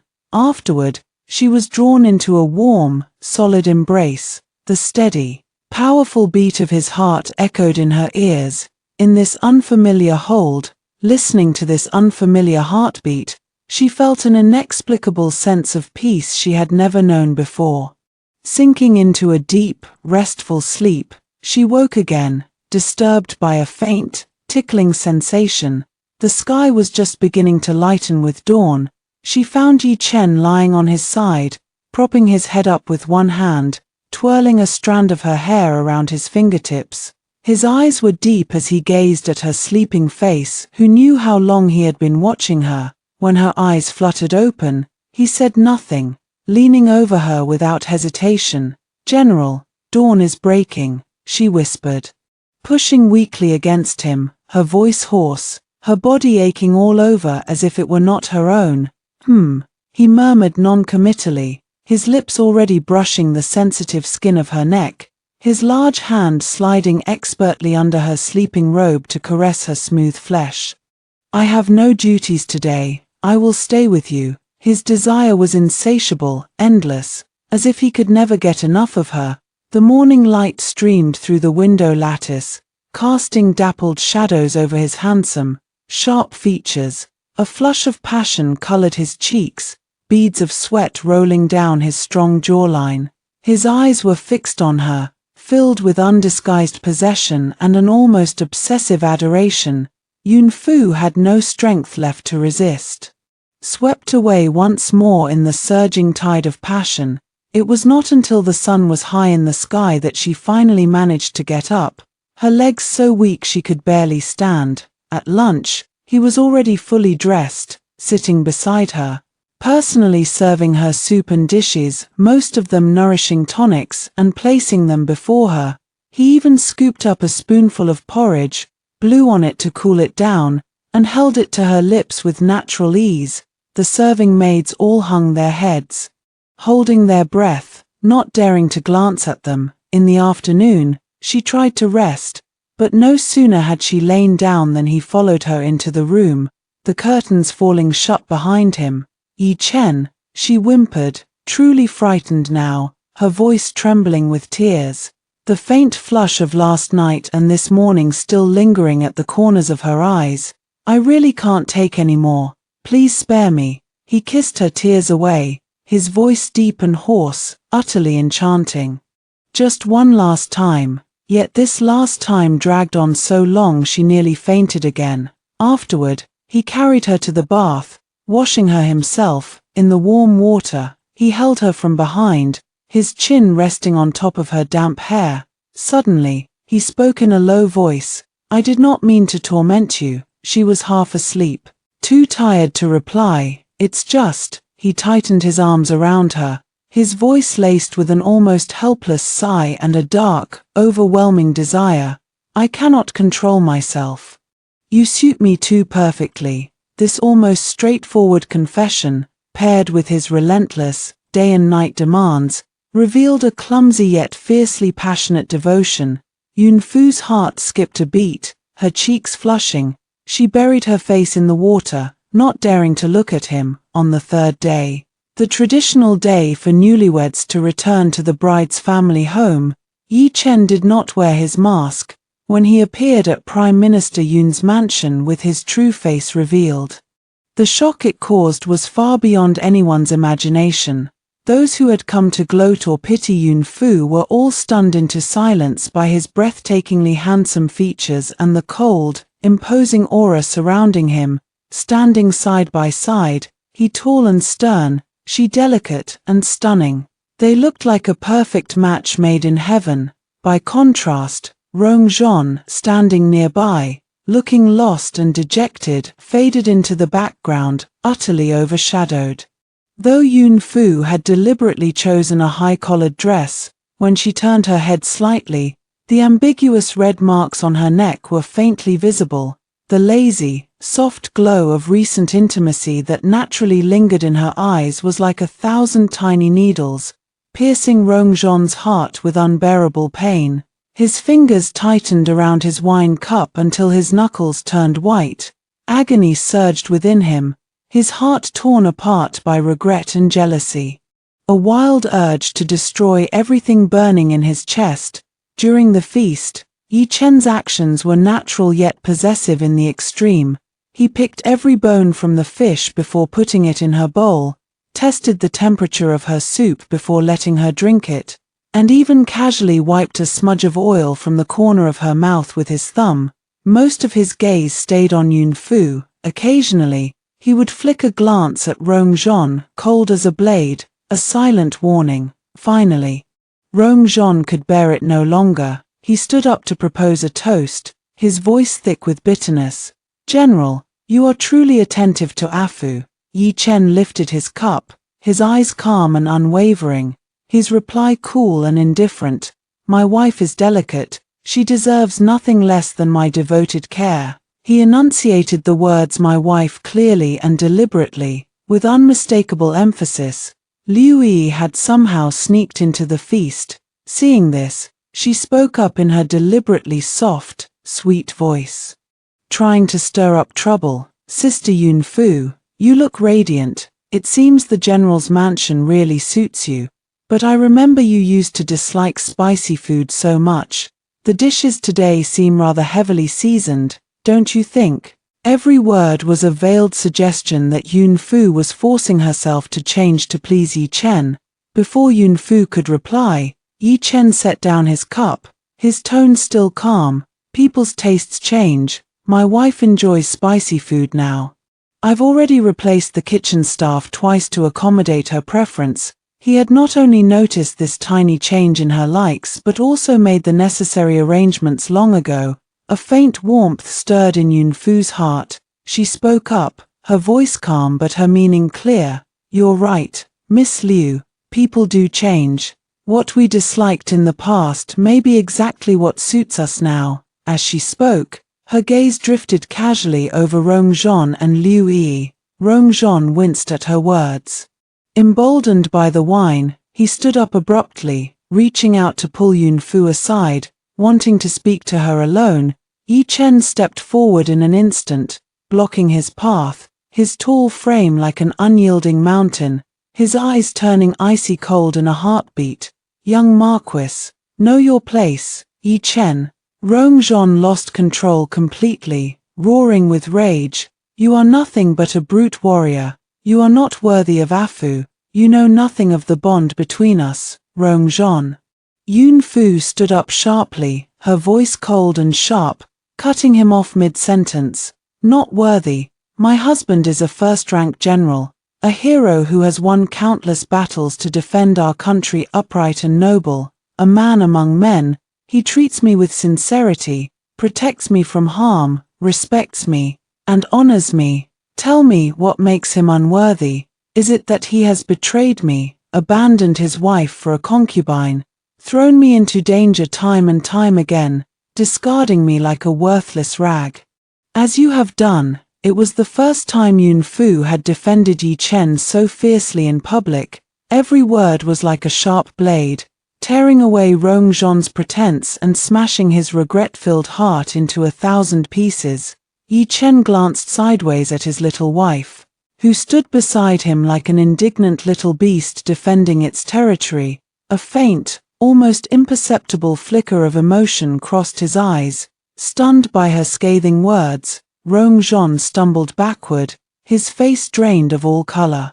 Agony etched into every feature. He had never imagined that one day, she would stand up for another man like this. Yi Chen spared Rongzhon's shattered figure no further glance. He wrapped an arm around Yunfu's shoulders, turning to Prime Minister Yun, whose expression was complex. "Father-in-law, my wife is feeling unwell. We shall take our leave first." With that, he led Yunfu away directly, ignoring the stunned silence and chaos left behind in the hall. Rejected and humiliated beyond repair, Rongzhon's obsession only grew more extreme. He sent endless streams of expensive, rare gifts to the general's mansion, desperate to make amends, but Yunfu returned every single one, untouched. Slowly but surely, her heart was being claimed by this man, hard and cold on the outside, yet true to his every word and action. Yi Chen was not just a man of insatiable desire. He noticed that Yunfu would often stare thoughtfully at his discarded weapon designs in the study, even picking up a brush to jot down notes in the margins. When he asked her about it, he discovered she had insights far beyond those of ordinary noble ladies, a remarkable talent for machinery and mechanics. Instead of mocking her, he listened carefully, discussing the designs with her, even bringing out his private collection of military books and maps for her to study.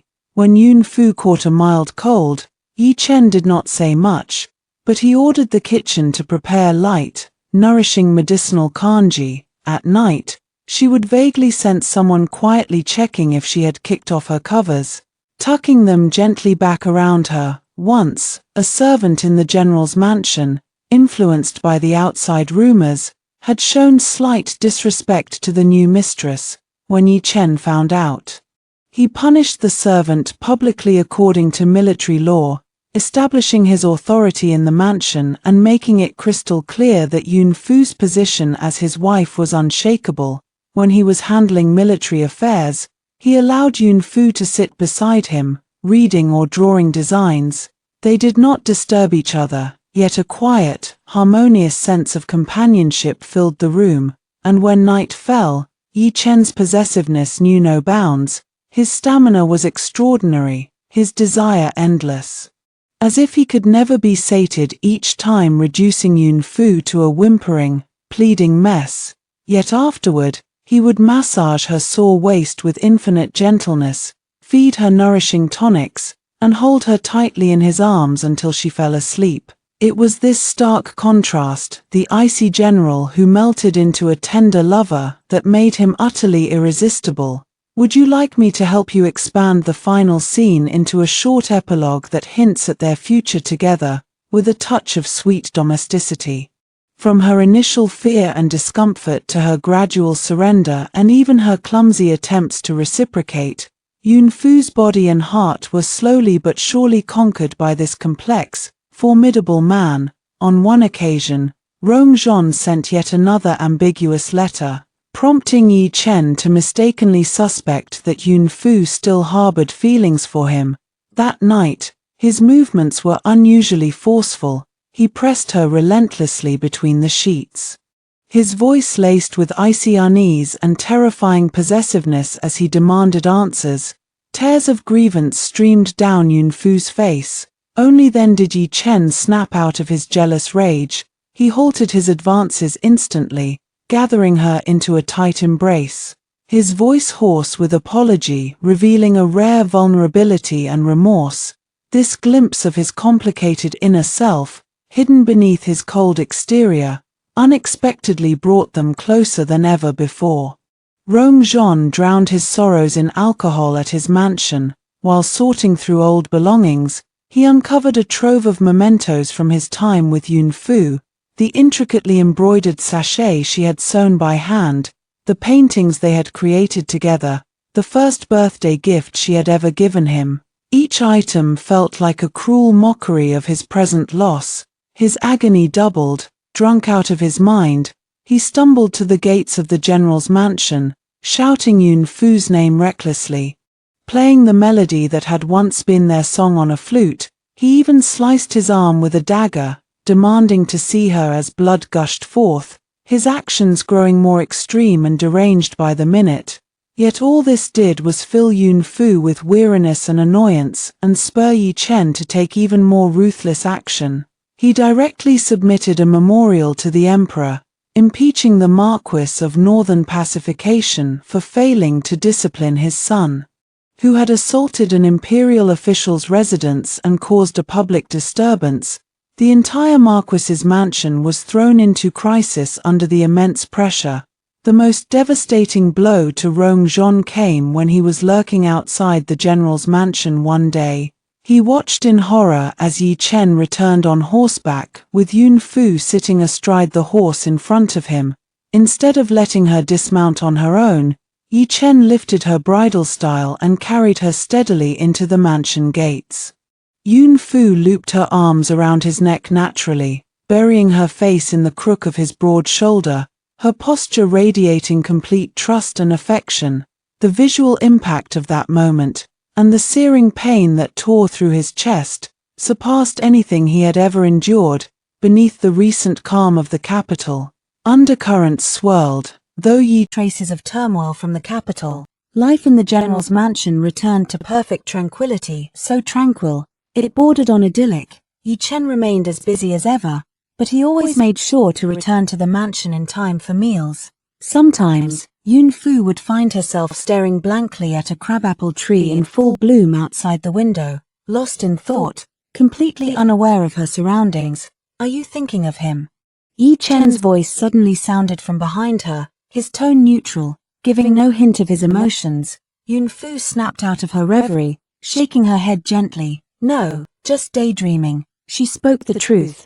To her, Rongzhon was nothing more than a distant, faded memory, a dream from a past life. Yi Chen did not press further, but that night, between the sheets, his demands were more intense than usual, infused with an unshakable possessiveness and a hint of barely concealed unease. Yunfu was left weak and trembling, her eyes glistening with tears. Through her blurred vision, she could only make out the tight line of his jaw beneath the mask, and those unfathomable eyes, as if they were trying to swallow her whole. A few days later, Yi Chen was granted a rare day of rest. He took the opportunity to accompany Yunfu on a trip to their villa outside the city. Halfway there, more than a dozen cold arrows suddenly shot out from the dense forests on either side of the road, their target. The carriage, unmistakable. "Look out!" Yi Chen reacted with lightning speed, throwing himself over Yunfu and pinning her to the soft cushions inside the carriage, shielding her with his own back. Thud! An arrow pierced through the carriage wall, embedding itself deeply in his shoulder. General, Yun Fu cried out in alarm, her fingers coming away sticky and warm blood. Would you like me to help you craft a tense, emotional continuation of this scene, focusing on Yun Fu's panic and Yi Chen's unwavering protection of her? Outside the carriage, the guards had already engaged the assassins in fierce combat. As if oblivious to the searing pain, Yi Chen quickly checked Yun Fu for injuries, his voice hoarse with an unprecedented mix of panic and fury. I'm fine, your wound. Yun Fu stared at his robe, which was rapidly stained crimson with blood. Her voice trembling uncontrollably. The assassins were soon eliminated, with a few left alive for interrogation. Inside the villa, the military physician tended to Yi Chen's wound with nervous haste.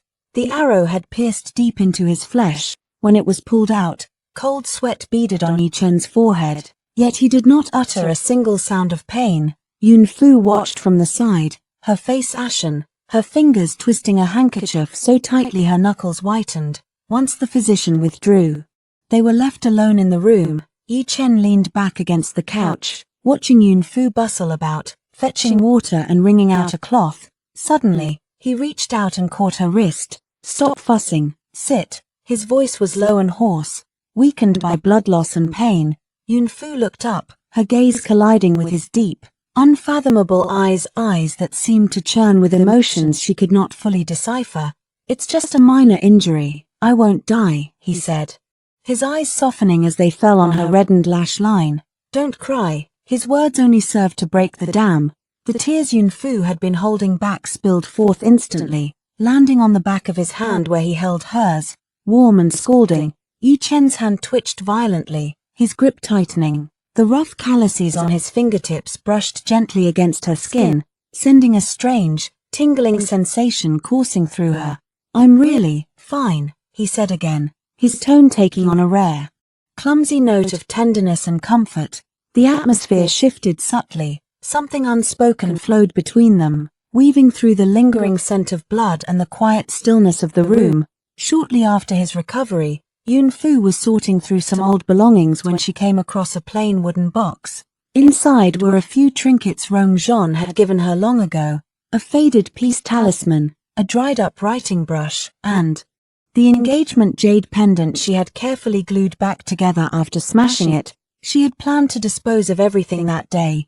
Yi Chen walked in just as she was holding the pendant, staring at it, lost in thought. His footsteps faltered, his eyes turned icy cold in an instant, the air around him growing heavy with suppressed anger. He strode over, took the pendant from her hand, and examined it, his tone giving away nothing of his feelings. Shoddy craftsmanship, ugly repair job. With that, he tossed it casually into the nearby wastebasket, the movement clean and decisive. Yun Fu opened her mouth to speak, but in the end, she said nothing. She looked at the tense line of his profile and suddenly, she understood. Chapter 20. That night, he was unusually quiet. He pulled her into his arms, his movements forceful and unyielding, branding his mark on her body over and over again, as if trying to confirm her existence this way, to drive away the shadows he did not want to see. Yun Fu endured his almost punitive demands, her mind growing hazy with passion. Clinging to his shoulders, she whimpered softly, tears in her voice, and called him a single word, husband. The man above her froze abruptly. All the fierce, turbulent emotion in him seemed to melt away at that one soft call. He took a deep breath, lowered his head, and kissed her deeply. His movements remained powerful, but they were now infused with an indescribable tenderness and a sense of final confirmation. Occasionally, news filtered back from the northern border. The young Marquis Rong had become a completely different man in that bitter, cold land. He was taciturn, devoting himself entirely to training his troops and defending the frontier, earning countless military merits. Yet he refused all rewards and promotions, never once returning to the capital. When Yun Fu heard the news, she was sitting by the window, sketching a floral pattern. Her brush paused for a split second, then resumed its steady strokes, as if she had merely heard a piece of trivial gossip about a stranger. She had truly let go. Yi Chen sat nearby, reading a book, but his eyes never left her for a moment. Seeing her reaction, his grip on his teacup relaxed almost imperceptibly. the last trace of shadow fading from his eyes. That night, the moonlight was like water, spilling over the courtyard. Yi Chen dismissed all his attendants, then took Yunfu's hand and led her to the crabapple tree in the center of the yard. The moonlight outlined his tall, straight figure and his sharp, angular features, softening the perpetual coldness that surrounded him. He raised his hand, slowly removing the black iron mask he wore day and night, beneath the moon. His face was breathtakingly handsome, enough to take one's breath away. Yunfu, he said, his voice deep and solemn, carrying a sincerity she had never heard before. I love you, not you are my wife, but the most direct, honest confession of love, with his true face revealed, and his true heart laid bare. Yunfu's heart skipped a beat. She looked up into his eyes. Gone was the usual unfathomable coldness or calculating scrutiny. Instead, her reflection was clearly mirrored in his gaze, filled with undisguised affection and devotion. Her cheeks flushed, her heart pounding wildly in her chest. She met his eyes, nodding gently, her voice soft but clear. I love you too. No more words were needed. Everything was understood in that single moment. He reached out, pulling her gently into his arms.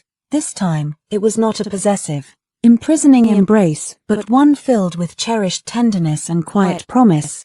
They stood there, holding each other silently beneath the moon, their heartbeats slowly synchronizing into one. From this moment on, they were no longer merely husband and wife in name. They had become partners, their souls and hearts irrevocably bound together. The following spring, the imperial physician confirmed the news. Yunfu was with child. When the message reached him, the usually composed and stern General Yi froze in place for several heartbeats. Then, overwhelming joy surged through him. He swept Yunfu up into his arms, spinning her around several times, drawing startled cries of "Careful, General!" from the surrounding nurses and maids. He set her down gently, overcome with nervous excitement, wanting to touch her, yet afraid to do so. On his incomparably handsome face was an undisguised, almost foolish grin of delight, his eyes shining brighter than the stars. He placed his hand carefully on her still flat abdomen, his voice trembling with emotion. Really, here, there's our child. Watching this rare, silly side of him, Yunfu could not help but smile, her eyes and brows softening with a warm, happy glow. She nodded gently. Yes, from that day onward, Yi Chen guarded Yunfu even more fiercely than his own eyes. But Yunfu did not spend her days idly resting. With Yi Chen's full support, she refined some of her ingenious designs, improved farm tools, small water conservancy mechanisms, and submitted them to the Ministry of Works through her father's connections. To her delight, her inventions were adopted and promoted nationwide, benefiting countless common people. Overnight, the reputation of the general's wife, virtuous, intelligent, and dedicated to the welfare of the people, spread throughout the capital. The ugly rumors of the past were long forgotten. After 10 months of pregnancy, the time finally came. Yunfu gave birth to a pair of twins, a boy and a girl, with their children playing around their knees. The days passed in peaceful contentment. Yi Chen remained the fearsome ghost-faced general of Great Ju, a name that struck terror into the hearts of enemies far and wide. But when he returned home, removing his black armor and mask, he was just a handsome, gentle husband and father, one who would let his children tug at his beard, and who always gravitated toward his wife. As the sun dipped below the horizon, he held his daughter in his arms, watching Yunfu patiently teach their son to read. Golden sunlight bathed the courtyard. Warm and serene, he walked over, wrapping his arms around Yunfu from behind, resting his chin on the top of her head. Tired, he whispered. Yunfu shook her head, leaning back against his warm, solid chest, watching their 2 children laughing and playing. A contented, happy smile curved her lips. All the hardships of the past had become nothing more than a prologue. The future would be filled with quiet, warm days, days that belonged only to their little family. Would you like me to help you write a short, sweet bonus scene about the twins' first birthday, showing the family's warm domestic life?